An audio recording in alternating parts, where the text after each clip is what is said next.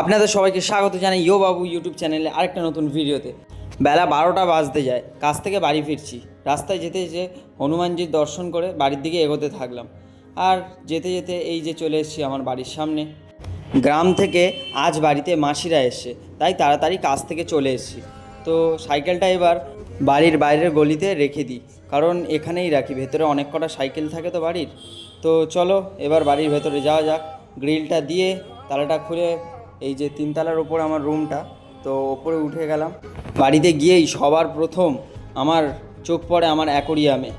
আমাদের বেঁচে থাকতে যেমন খাবার দাবারের প্রয়োজন হয়, তেমন এই মাছেদেরও টাইম টু টাইম খাবার আমাকেই দিতে হয়। তো দেখো এই খাবারগুলো দেওয়ার পর মাছগুলো তাড়াতাড়ি কীভাবে সব খাবার খেয়ে নেয়, তো দেখতেই পাচ্ছ তোমরা।